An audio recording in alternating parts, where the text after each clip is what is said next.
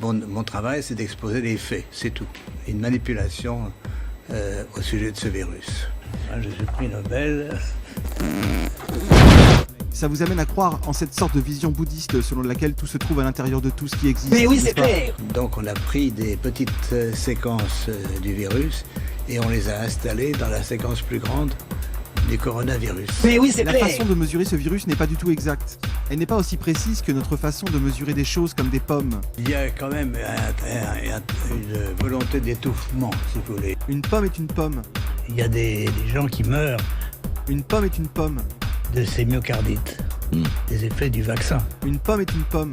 Et ce que vous dites là, la plupart des scientifiques disent le contraire quand même. Une pomme est une pomme. Une pomme est une pomme. Une pomme est une pomme. Une pomme est une pomme. Une pomme est une pomme. Une pomme est une pomme. Une pomme est une pomme. Nique ta mère.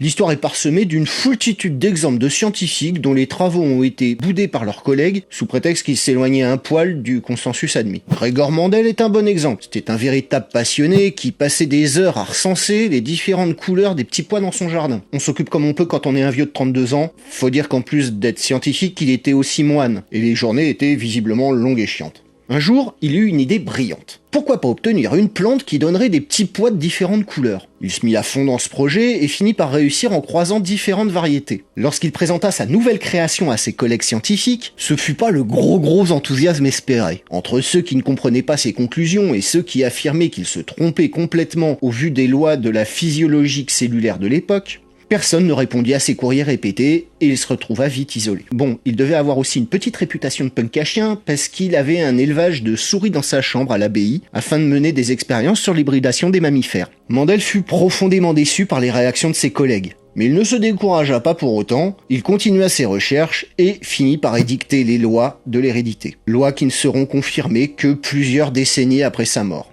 Et Gregor est considéré aujourd'hui comme le père de la génétique moderne. Merci d'avoir une petite pensée pour lui la prochaine fois que vous rechignerez à manger vos petits pois. Un autre scientifique a eu lui la chance d'être reconnu de son vivant, mais a dû donner son corps à la science pour ça. Barry Marshall, un médecin australien alors âgé de 31 ans, est persuadé qu'une bactérie, l'Helicobacter pylori, est responsable de certains ulcères et de cancers de l'estomac. Encore une fois, rebolote, il se fait bolosser à la machine à café quand il raconte ça à ses confrères. On pensait alors qu'aucune bactérie de ce type ne pouvait survivre à l'acidité stomacale. Et c'est là qu'on voit l'abnégation de certaines personnes. Alors que la plupart des gens auraient déréglé les chaises de bureau et mis le clavier des collègues en AZERTY pour les emmerder avant de jeter l'éponge, il a persévéré dans ses travaux. Mais pas comme on pourrait l'entendre. Barry a avalé une fiole entière de bactéries et s'est retrouvé quelques jours plus tard avec un ulcère. Non seulement il a pu prouver qu'il avait raison, mais après avoir été cloué au pylori, vous l'avez? La bactérie, Helicobacter pylori.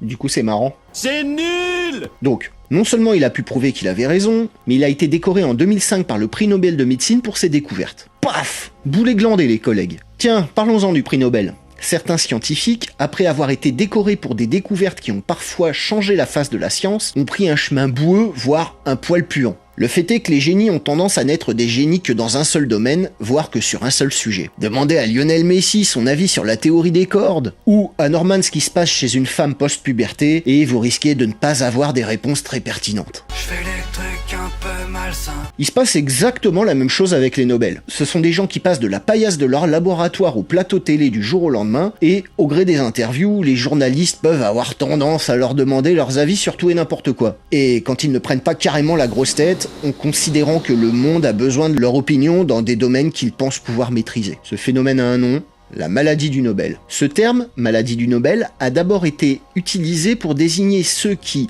après avoir obtenu leur prix, se sont retrouvés dans l'incapacité de poursuivre leurs recherches au retour de la cérémonie de récompense. Une espèce de syndrome de la page blanche en quelque sorte. Cette expression a peu à peu servi à qualifier les chercheurs nobelisés qui se sont mis à défendre des thèses conspirationnistes, racistes, ésotériques ou clairement pseudo-scientifiques. Citons un très bon exemple, Kary Mullis. Ce chercheur détesté par tous ceux qui ont déjà eu un dépistage du Covid, le Covid, la Covid, vous dites quoi vous? Le mettez pas en commentaire, on s'en fout. Et oui, c'est le découvreur de la Polymerase Chain Reaction, ou PCR. Et il a eu le prix Nobel pour ça en 1993. Bah ce gars cumule les sorties de merde à un niveau olympique. Il a commencé doucement en déclarant que l'astrologie était un outil indispensable pour comprendre les êtres humains. Bon, ça va. Raconter qu'on a Jupiter en Verseau ne devrait pas faire grand mal à qui que ce soit. On reste sur une croyance plutôt cool. Ensuite, il s'est intéressé à la virologie en décrétant que le VIH n'était pas responsable du sida et que les Sonaguets avaient provoqué cette épidémie sans précédent. C'est délicieux. Puis, certainement après avoir passé un BEP-CAP climatologie, il a déclaré que le réchauffement climatique n'était pas d'origine anthropique et qu'à son avis, comme ça, au doigt levé, le trou de la couche d'ozone n'existait pas. Vous en voulez encore? Parce que lui, c'est mon champion. Il raconte dans son autobiographie avoir fait une rencontre dans une cabane de trappeurs avec un raton laveur extraterrestre phosphorescent. Ah, attendez! Non, c'est pas ça qui est bizarre. Non, la bestiole lui aurait dit « Bonjour, docteur. En fait, c'était pas un raton laveur, c'était Bugs Bunny. »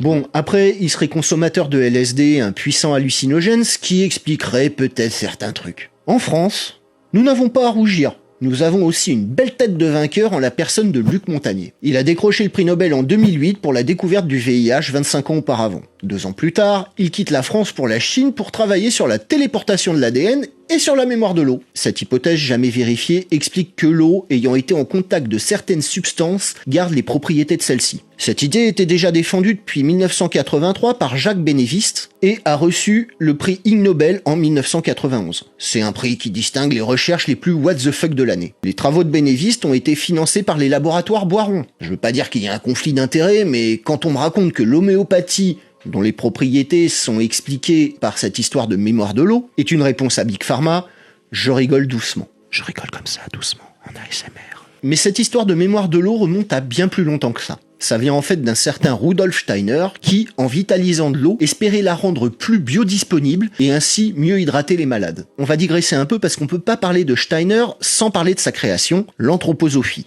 Tout ça, c'est juste histoire de bien comprendre quels sont le genre de zozos qui promeuvent la mémoire de l'eau. L'anthroposophie est en gros un mouvement sectaire qui se veut proche de la nature et qui soutient que le monde est régi par des forces spirituelles. Ce mouvement est implanté dans plein de strates de la société. Enseignement avec les écoles Steiner, politique par le biais de notre ancienne ministre de la Culture Françoise Nyssen, ou littérature en la personne de Cyril Dion. Mais aussi dans la finance, avec la banque La Nef, ou bien dans la cosmétique avec les fameux produits Weleda. C'est un fourre-tout de croyances. En gros, si t'es pas inspiré, crois en l'anthroposophie, tu trouveras ton bonheur. En vrac, Steiner dit que Bouddha se serait réincarné sur Mars qui est une planète liquide, que la Lune est faite de cornes vitrifiées, qu'il y a 3 forces du mal, que l'univers est déjà réincarné 4 fois, que ce sont les gnomes qui font pousser les plantes, que la radioactivité a été provoquée par les réincarnations du Christ, ou que les Atlantes ont des corps capables de s'étendre à volonté. J'en passe, hein. Si vous avez une idée à la con, je suis sûr que ça peut s'inscrire dans ce mouvement de pensée. Donc vous voyez, la mémoire de l'eau, ça repose sur du solide. Bon, retour à Luc Montagnier, on est parti beaucoup trop loin là.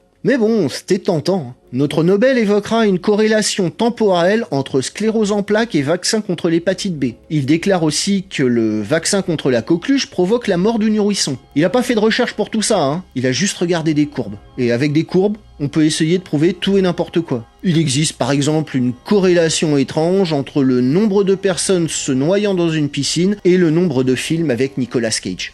Oui. Avec le Covid, il va connaître son heure de gloire au point de devenir la caution scientifique de tous les antivax de France. Selon lui, le vaccin tue. Il est responsable de l'apparition des variants, la 5G a contribué à la propagation de la pandémie, le coronavirus a été fabriqué à partir du virus du sida et le vaccin Pfizer provoque la maladie de Creutzfeldt-Jakob. Il est décédé début 2022, au sommet de sa célébrité, dans le milieu conspirationniste, et à sa mort, les réactions ont fusé de toutes parts, louant le grand homme qu'il a été pour certains.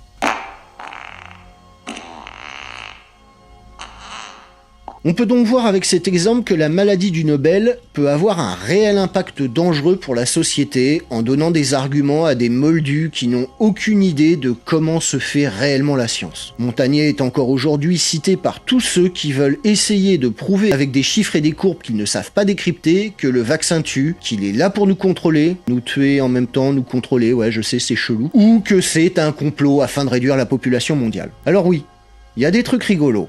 D'anciens Nobel qui croient aux fantômes ou à la télépathie ou encore au raton laveur phosphorescent extraterrestre. Décidément, je m'en remets pas de celle-là. Mais cette maladie est-elle propre au Nobel? Il y en a un bon paquet qu'on déraillé, c'est clair.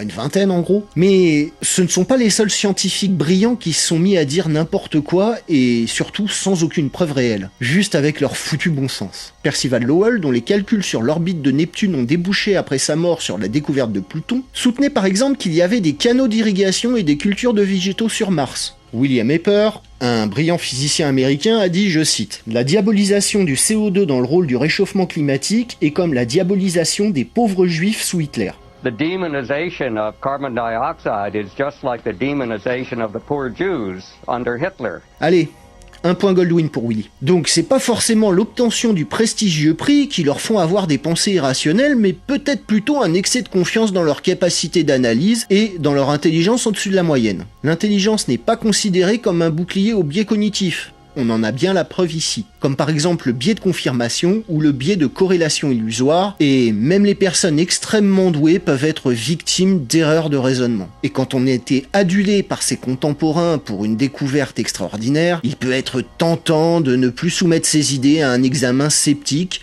ou d'exercer un regard critique sur ses idées. Robert Sternberg, professeur en psychologie cognitive, a en 2004 publié une étude proposant plusieurs phénomènes qui peuvent se manifester chez des personnes brillantes. L'optimisme irréaliste, qui se manifeste lorsque des gens croient que, parce qu'ils sont intelligents, ils n'ont pas à s'inquiéter des erreurs intellectuelles. Le sentiment d'omniscience apparaît lorsque les gens se croient si intelligents qu'ils savent pratiquement tout. Le sentiment d'invulnérabilité apparaît lorsque les gens croient qu'ils sont si intelligents qu'ils sont immunisés contre les erreurs. On voit bien ici ce qui peut mener des gens très perspicaces dans un domaine à dire de la merde dans un autre. Ça ressemble fort à un petit souci d'humilité quand même. Mais de par leur exposition, la voix de ces scientifiques nobelisés a une certaine portée, et dire que le cancer peut se soigner avec de la vitamine C, Parkinson avec de la papaye, ou que les compléments alimentaires fabriqués par la scientologie peuvent guérir des maladies du cœur, a forcément un impact sur la santé des personnes qui boivent leurs paroles à cause de leur notoriété. N'écoutez pas une personne parce qu'elle a un joli CV, la science ne se fait pas comme ça. Il ne faut pas confondre intelligence et rationalité. Ça nous rappelle aussi qu'il ne faut jamais suspendre son jugement sceptique,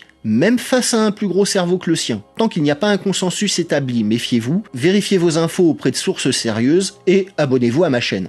C'est scientifiquement établi, c'est un raton laveur extraterrestre qui me l'a dit. Il était phosphorescent en plus. Allez, salut!